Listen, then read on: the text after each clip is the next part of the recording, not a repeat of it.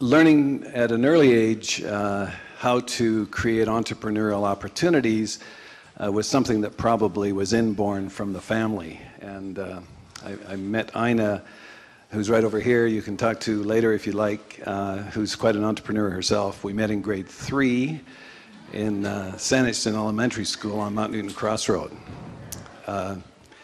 She'll tell you probably the rest of the story if she gets to know you better, when I left for the United States. But I did leave to the US for certain specific reasons that actually back in those days were the opposite of what's happening today. So, but before I get into that, what I'd like to ask all of you is, what would you like to get out of today's session? Has anybody got any questions?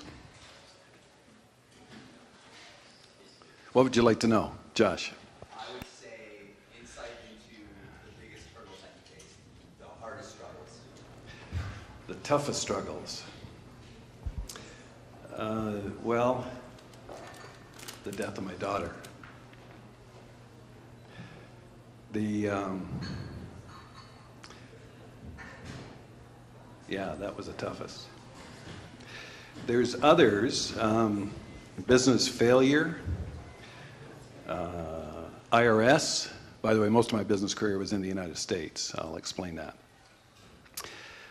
The fight with the IRS on $250,000 worth of employee funds that were misallocated in a corporation on which I sat on the board after they were misallocated.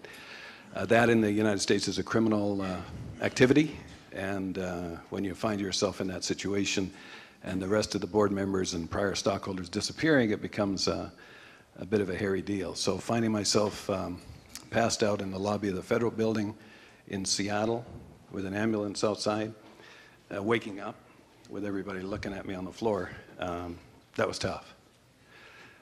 What else? Those would be 2 or 3 of the toughest things, I think. Business ventures that don't work, that fail. It's tough on the ego, it's tough on the image, it's tough on the pocketbook, it's tough to restart.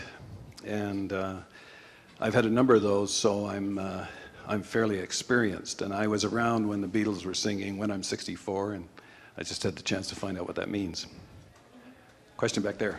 How do you evaluate your entrepreneurial business ventures? Like, what do you look for key success in it when you're evaluating a business deal? The people.